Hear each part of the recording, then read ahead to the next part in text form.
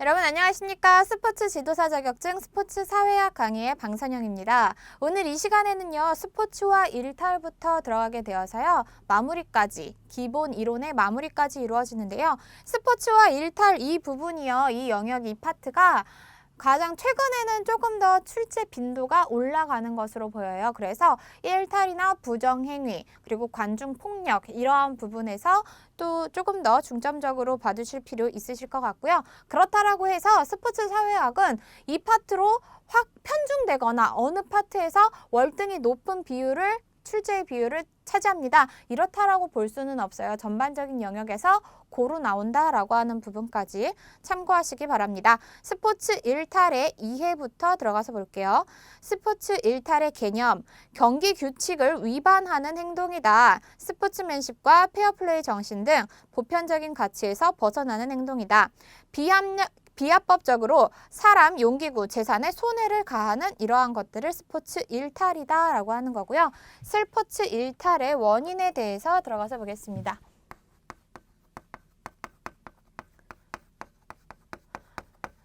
스포츠 일탈의 원인 첫 번째는 양립 불가능한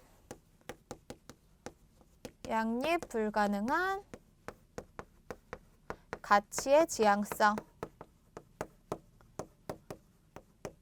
이거는 뭐냐면 양립 불가능하다. 어떤 스포츠맨십이나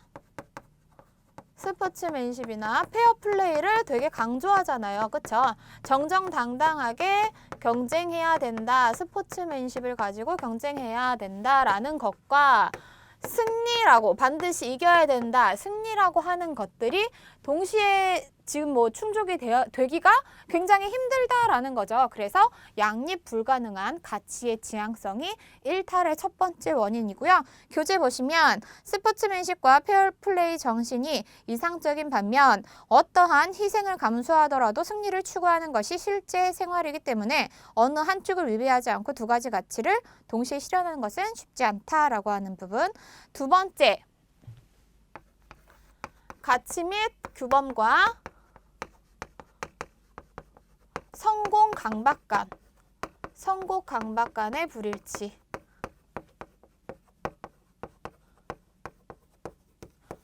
이러한 것들이 두 번째인데요. 성공 강박 간의 충돌이 일어난다라고 하는 거잖아요. 그래서 스포츠 가치 및 규범과 성공을 향한 행위 사이의 갈등을 얘기한다. 승리를 위해서 규정된 연습 시간 이외의 시간을 이용해서 훈련한대잖아요. 그것이 바로 성공에 대한 강박이다. 성공에 대한 강박, 규정된 이외의 것이 불일치해서 충돌해서 일어나는 것이다 라고 하는 거고요. 세 번째, 역할 갈등이라고 하는 게 세 번째죠. 역할 갈등은 뭐냐면 내가 다양한 역할을 수행하고 있잖아요. 그렇죠? 운동선수는 일반 학생으로서의 역할을 수행하도록 하고 그리고 아니면 선수로서의 역할을 수행할 수도 있고 이러한 역할이 굉장히 많은데 이 역할 간의 갈등이 일어나는 거예요. 자, 운동선수는 일반 학생으로서 수업에 빠짐없이 출석하고 학급 생활을 열심히 하여 우수한 성적을 거두도록 기대되는 동시에 운동선수로서 시합에 승리하기 위하여 열심히 연습에 참여하도록 기대된다. 이러한 다양한 역할을 동시에 충족시키려 할 때 역할 갈등이 발생하며 일탈 행동으로 분출하게 된다.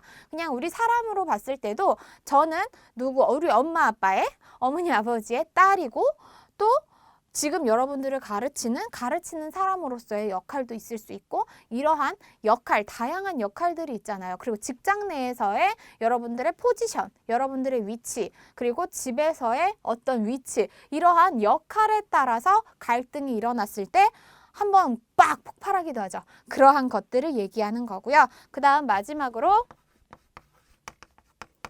상이한 역할 기대 간 불일치.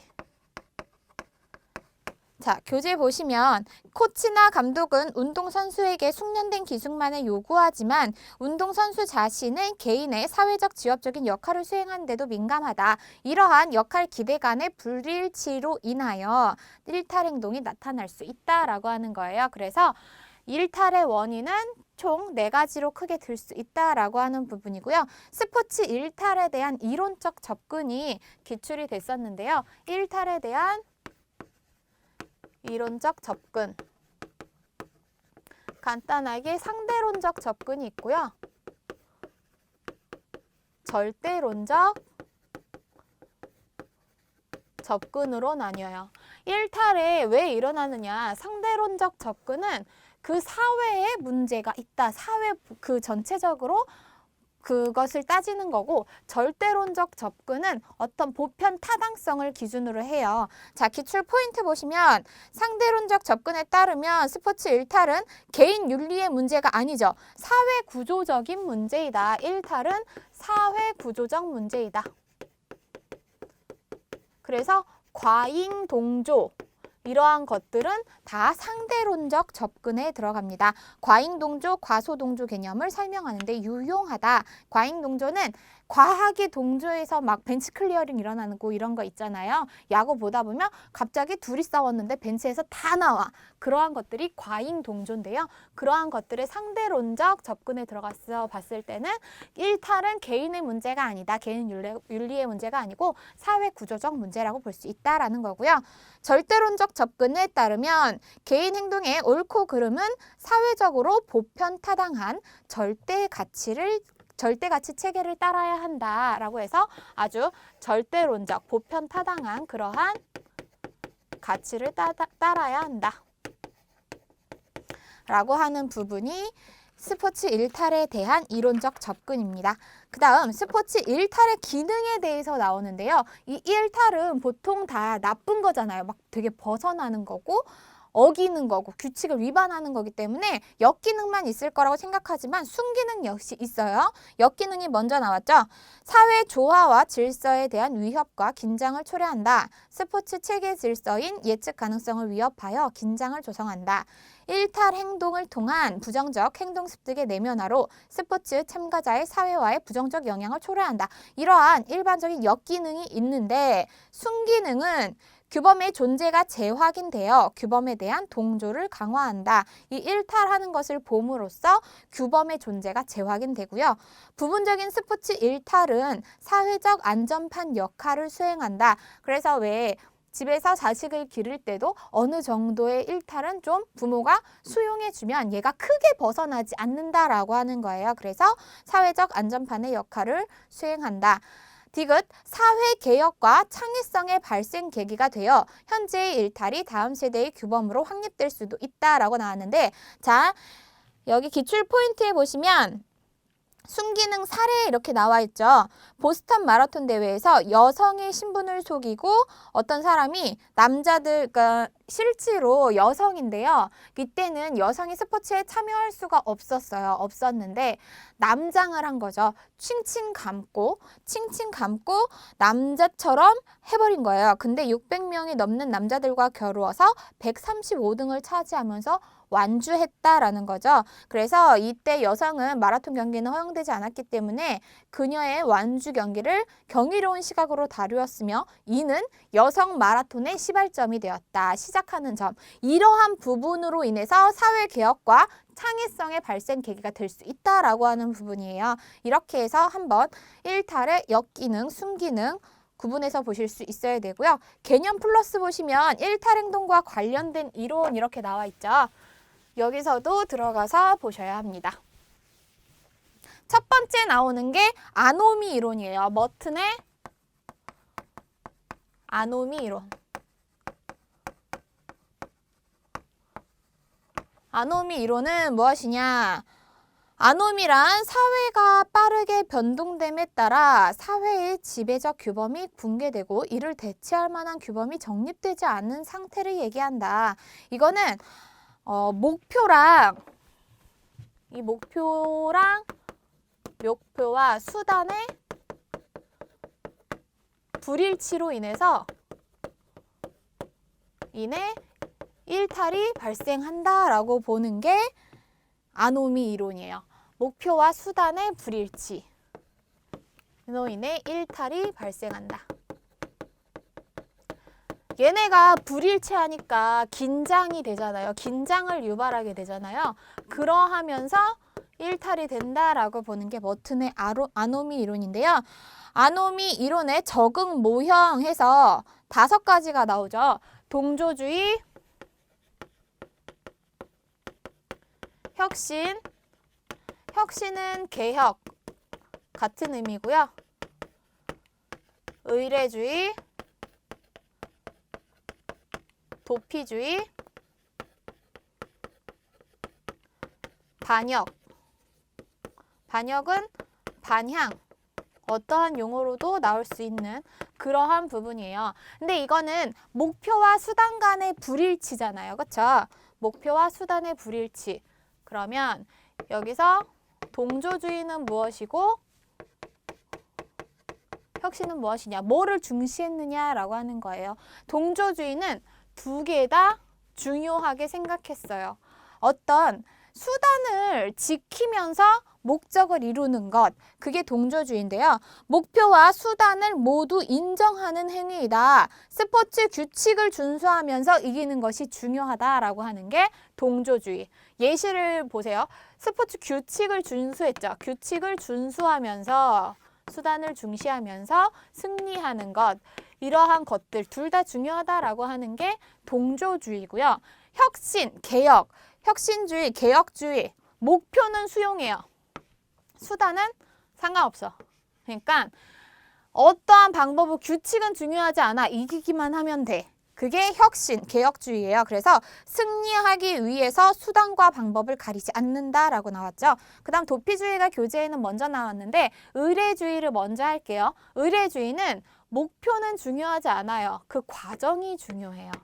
그죠? 반대적인 거예요. 그래서 경기의 승패보다 규칙을 지키는 것이 중요하다라고 한 게 의례주의. 도피주의는 뭐예요? 2개 다 거부해버려. 목표도 수단도 거부해서 스포츠 참가 중단 또는 포기를 한다라고 하는 것. 반역주의, 반향 똑같다라고 했죠. 기존의 이거는 플러스 마이너스 이렇게 될 수 있는데요. 기존의 방법들을 모두 거부하고 새로운 목표와 방법을 모색하는 행위이다. 해서 기존 스포츠를 거부하고 새로운 스포츠를 개발해야 한다고 생각한다. 이렇게 얘기하는 것이 아노미 이론이고요. 아노미 이론은 이 목표와 수단의 불일치로 인해서 긴장이 유발됨으로써 일어나는 일탈이 발생할 수 있다는 것으로서 이 안에 들어가서도 반드시 알고 가셔야 되는 그러한 적응 형태였습니다. 그 다음 나오는 게 차별적 교제 이론이죠.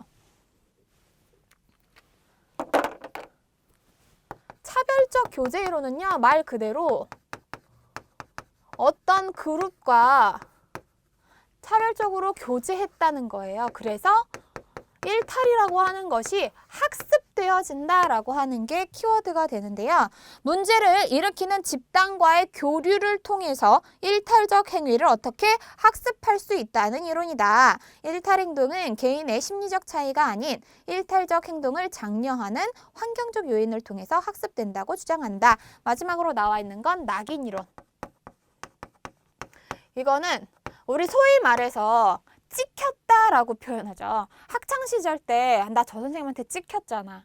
그게 바로 낙인이에요. 그래서 어떻게 그 사회 구성원들에게 일탈자로 낙인되었기 때문에 일탈 행동을 한다는 거예요. 어떤 사람이 한 번 뭐 잘못했어.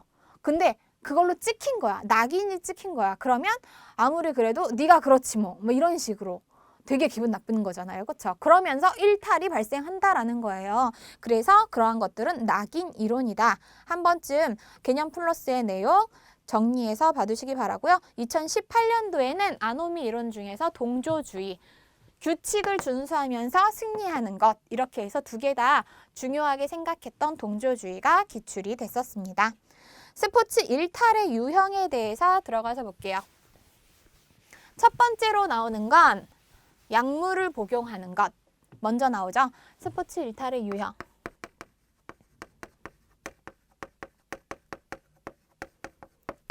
첫 번째, 약물 복용. 이거는 뭐 선수들이 뭐 대회 전에 알고 약물을 복용하는 경우도 있어요. 그리고 조직적으로 그 국가에서 선수들한테 약물을 복용시키는 경우도 있었어요. 그리고 모르고 약물을 복용해서 걸리는 경우도 있었죠. 그래서 박태환 선수가 예전에 그냥 아파서 병원에 가서 어떤 처방을 받았는데 나중에 메달을 따고 검사를 해보니까 약물 복용에 걸린 거예요. 그래서 어떤 그런 모든 것들이 뭐 참가가 제한이 되고 출전 정지되고 이러한 것들이 있었잖아요. 그런데 약물 복용의 사례에는 뭐 암페타민, 아나볼릭 스테로이드 이러한 것들이 있고 문제점에는 건강을 위협하는 것, 그쵸? 건강을 위협하는 게 가장 크고 비인간적인 강요로 윤리 문제가 발생하며 페어플레이 정신이 위배가 된다라고 하는 부분이고요. 스포츠 폭력이 두 번째.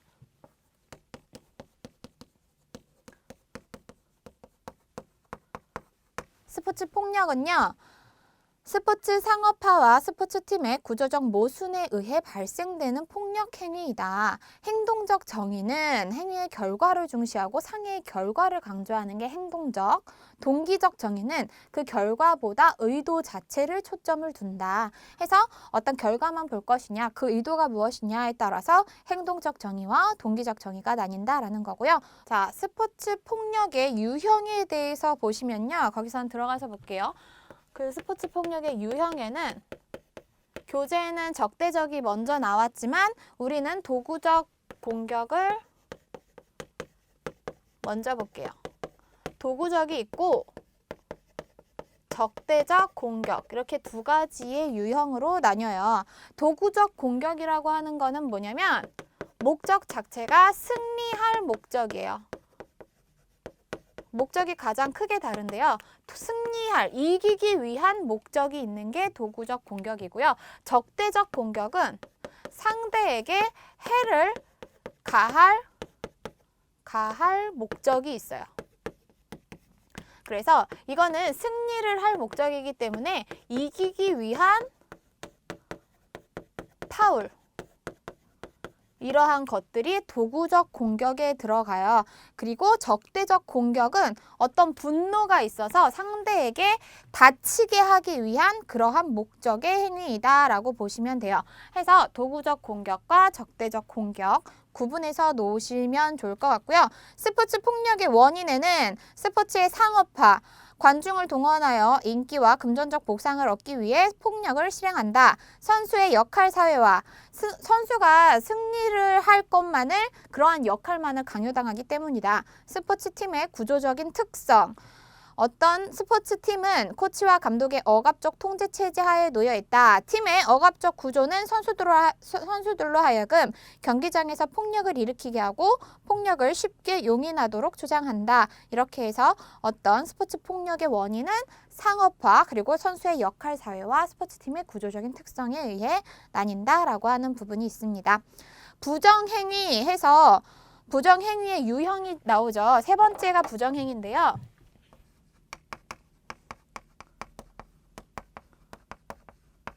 여기도 역시 유형에 따라서 달라질 수 있다라고 하는 부분이에요. 기출이 최근에 됐었어요. 2016년도에도 됐었고 부정행위가 2016년도에 제도적 부정행위가 기출이 됐었죠. 18년도 2년 후에 일탈적 부정행위가 기출이 됐었어요. 이만큼 어떠한 한계가 나오면 상대적으로 나머지도 봐두셔야 된다라고 하는 건데요. 제도적인 부정행위는 무엇이고 일탈적 부정행위는 무엇이냐? 상대적으로 어감상 제도적보다는 일탈적 부정행위가 더 안 좋은 것처럼 느껴지시죠? 느껴지시면 됐어요. 자, 제도적 부정행위는 뭐냐면 어떤 관례적으로 용인되는 또는 경기 전략으로 발생되는 제도화된 속임수이다. 계획적이고 이상적인 전술의 형태라고 생각하시면 돼요. 그래서 계획적 이상적으로 제도화된 상태이다. 헐리우드 액션 하는 거 있죠. 으악! 막 파울했는데 막 다친 것처럼 으악! 오버하는 오버 액션. 그러한 것들이 다 제도적 부정행위에 들어가요. 그래서 한 번쯤 이렇게 구분해 놓으시고 일탈적 부정행위는 뭐예요? 승부를 조작하고 약물을 투여하는 등 어떤 사회적으로 비난받을 만한 그러한 행동 자체가 일탈적 부정행위예요. 그러니까 제도적 부정행위는 용인되는 거죠. 그렇죠? 계획적이고 이상적으로 제도화된 상태이다. 제도화된 속임수이다 라고 하는 것.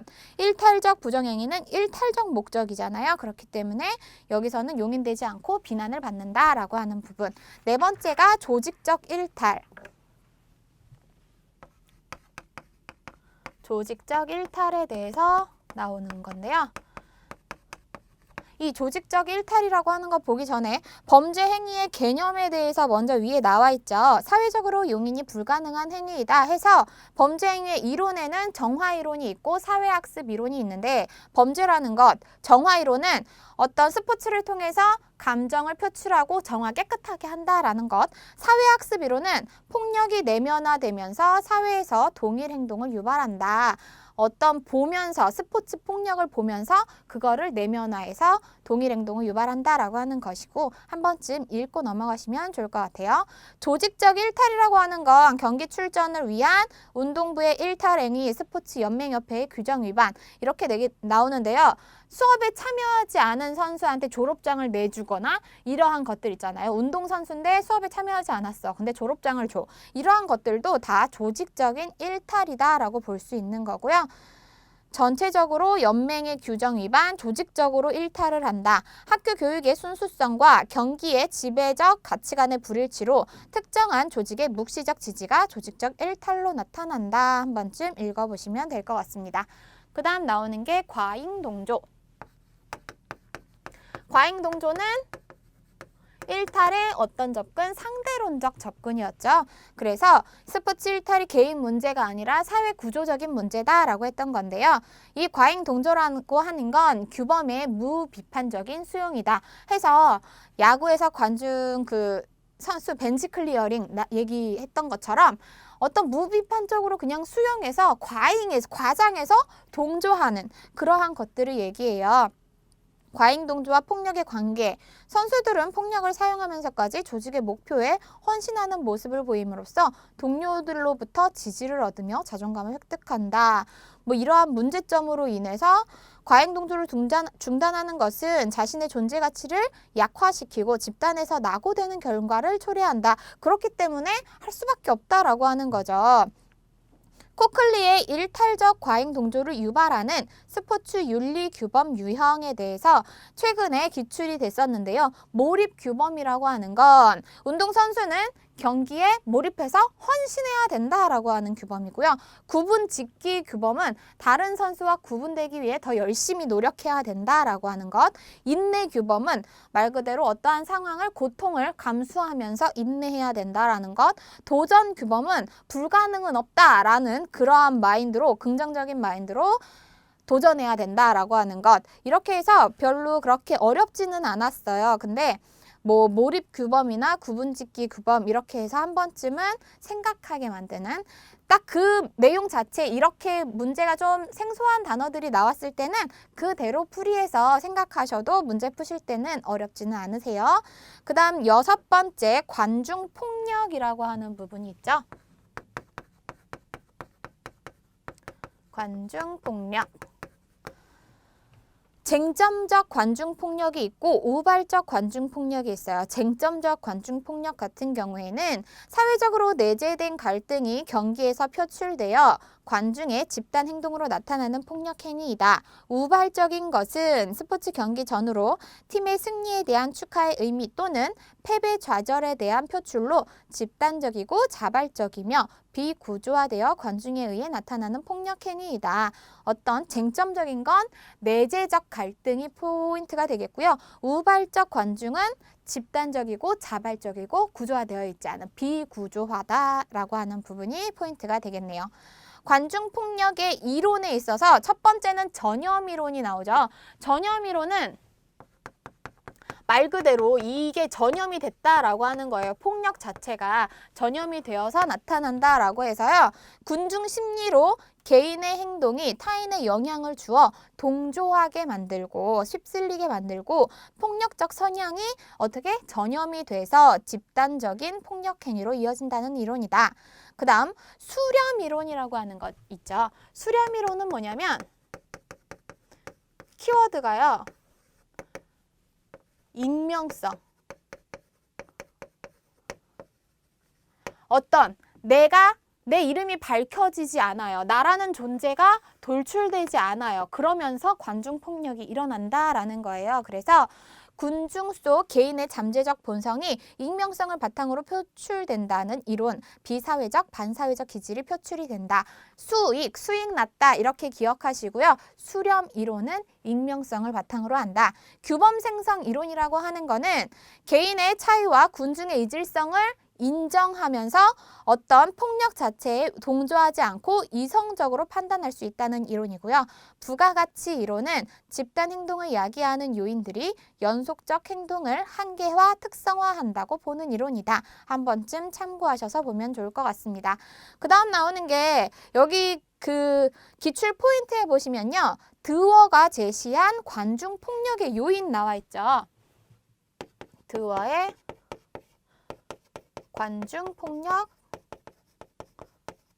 요인 기출이 됐었으니까 반드시 알고 가셔야겠죠. 첫 번째 나오는 건 어떻게 관중이 조금일 때 많을 때 많을수록 당연히 관중폭력이 늘어난다라고 하는 것. 두 번째 기온 자체가 어떨 때 불쾌지수 높을 때가 언제예요? 더울 때죠. 기온이 높을 때 관중폭력 역시 올라가고요. 시즌의 막바지, 야구로 따졌을 때는 한국 시리즈로 갈수록 네 번째, 경기의 초반보다는 경기의 후반으로 갈수록 관중폭력이 높아진다라고 하는 부분이 있습니다. 그리고 교재에는 지금 없지만 스포츠에서 관중의 흥미를 유발하는 요소도 한번 볼까요? 관중 흥미를 유발하는 세 가지 요인. 스포츠에서 관중 흥미를 유발하는 첫 번째 뭐냐면 경기 결과가 어때요? 불확실하죠. 경기 결과의 불확실성으로 인해 흥미가 유발이 되고요. 이 사람들이 규칙을 준수하느냐 준수하지 않느냐. 스포츠 규칙의 준수.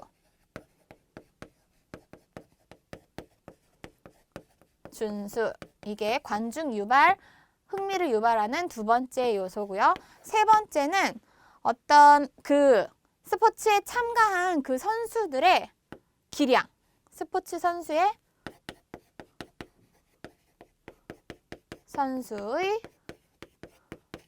탁월한 기량. 이러한 것들이 관중 흥미를 유발하는 세 가지 요소에 들어갈 수 있다라고 봅니다. 해서 스포츠에서 관중의 흥미를 유발하는 요인까지 봤고요. 자, 그 다음 챕터 연결해서 볼게요. 미래 사회의 스포츠. 미래 사회에는 스포츠 변화에 영향을 미치는 요인, 테크놀로지 발전 먼저 나오죠. 스포츠 동작의 과학적 분석과 스포츠 장비의 발달로 경기력이 향상이 된다. 통신 및 전자 매체의 발달. 통신의 발달이 스포츠 보급의 확산과 기술의 발달에 기여한다. 조직화, 합리적으로 설정한 조건을 따르고 목표를 성취함으로써 스포츠의 즐거움을 얻는다. 상업화, 스포츠 경기 참여 및 관전에서 이윤 창출을 위한 상업화의 경향이 두드러진다. 프로스포츠와 대중스포츠 확산된다. 그리고 새로운 스포츠의 도입, 가상현실 스포츠 발달, 스포츠 게임 활성화, e스포츠, 인터넷상에서의 그 네트워크 게임 있죠. 이러한 것들 발달해서 새로운 형태의 스포츠가 도입이 된다라고 하는 부분. 스포츠 세계화 보시면요. 스포츠 세계화의 의미는 뭐예요? 스포츠가 세계화되었다라고 하는 건 스포츠의 탈영토화를 의미해요. 영토가 무의미해졌다 해서 스포츠의 세계화는 탈영토화와 비슷한 맥락으로 보시면 될 것 같아요. 자, 각국의 차원에서 상호 거래를 통해 스포츠의 형태와 스포츠를 통한 경험을 하나의 체계로 엮고 세계 사회에 효율적으로 적응할 수 있도록 발전시켜가는 총체적 과정이다. 스포츠는 지난 100년간 세계화가 가장 활발히 진행된 분야 가운데 하나이다. 또한 스포츠는 세계인이 공유하는 가장 대표적인 문화 현상이다. 어떤 전 세계의 스포츠를 하나의 체계로 이렇게 되게 하였다라는 거죠. 자, 스포츠 세계화의 원인.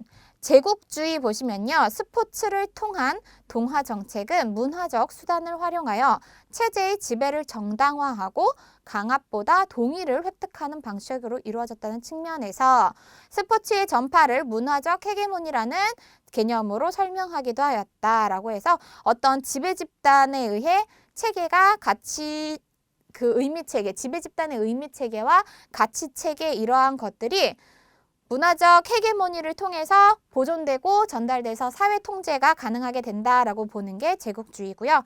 민족주의, 스포츠는 같은 민족에 속한 사람들을 결집시켰으며 이들에게 하나라는 정체성을 부여하고 민족 형성에 결정적 영향을 미쳤다.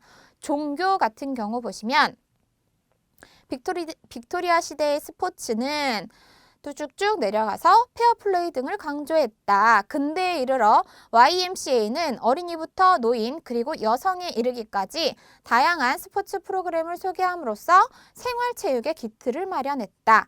테크놀로지의 진보, 테크놀로지 기술이 발전하면서 스포츠 세계화의 원인이 될 수 있었다라는 거죠. 오늘날 지구촌 어디서나 스포츠 경기가 열리는 선수들의 생생한 모습이 시 공간의 제약을 넘어 거의 실시간으로 다른 나라와 지역으로 전송이 되고 있다. 테크놀로지가 진보했기 때문에 세계화가 되었다.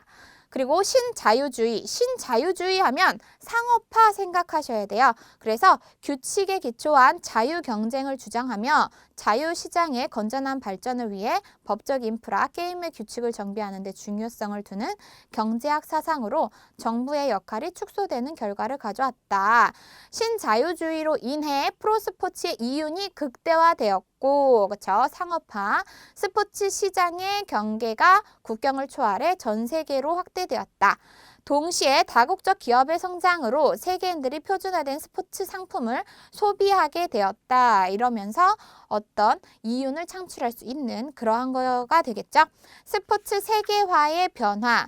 국제 스포츠 경쟁에서 국가 간의 경쟁이라는 의미가 축소되고 국제 스포츠 조직의 확대를 통한 범세계적 교류가 증진될 것이다. 해서 공간적 거리를 무의미하게 만들며 스포츠 정보를 거래하는 데 드는 비용과 시간이 더 중요해질 것이다. 그 거리가 중요한 게 아니다. 정보를 거래하는 데 드는 시간과 비용 더 중요해질 것이다 라고 하는 부분이 있고요.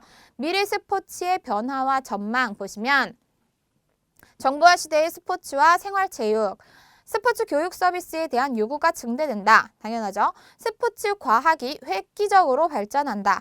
다양한 경기 전략에 대한 정보를 신속하게 제공받는다.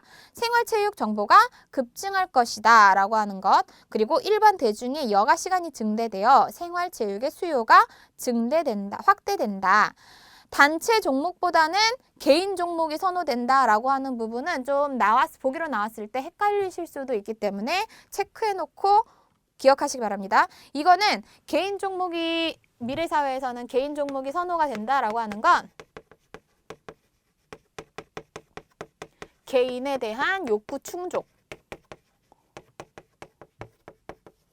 욕구를 충족하기 위해서예요. 그래서 단체 종목보다는 개인 종목을 선호할 것이다 라고 하는 부분이고요. 그 다음 탈근대 문화 스포츠의 의미 변화 보시면요. 건강에 대한 관심과 환경에 대한 책임감으로 자연 친화적인 스포츠에 대한 관심이 증대한다. 개방적이고 즉흥적인 활동으로 경기의 승리보다 내재적 만족이 강조된다. 이러하면서 스포츠 참여 계층이 다양화가 될 것이다. 여성 계층의 스포츠 참여 확대. 여성이 자원과 권력을 획득하면서 스포츠 참여의 기회가 증가한다. 여성이 선호하는 새로운 스포츠 형태가 구축된다. 노인 계층 스포츠 참여 확대. 때 평균 수명의 증가로 고령층이 스포츠 활동 참여가 증가한다. 이러했을 때 부상의 위험이 적어야겠죠. 부상의 위험이 적은 스포츠가 선호된다. 이거는 신체 접촉이 약간 배제된 게이트볼이나 볼링 이러한 것들을 들 수 있고요. 스포츠를 사회활동으로 인식하여 경쟁이 아닌 즐거움이 강조된다 해서 이 미래 스포츠에 대한 전망까지 봤습니다. 어떤 탈영토화가 되고 테크놀로지가 발전되고 이러한 것들을 통해서 미래 스포츠는 이러한 모습이겠구나까지 스포츠 사회학 전체적인 내용을 우리가 다뤘는데요. 여러분들께서 이 챕터별로 일단 정치적인 것을 묻는 것인지 아니면 여기처럼 미래의 사회의 스포츠를 묻는 것인지 아니면 일탈이나 부정행위 이러한 것들을 묻는 것인지 그 챕터별로 일단 나눠서 정리하시고 큰 헤드라인 있죠.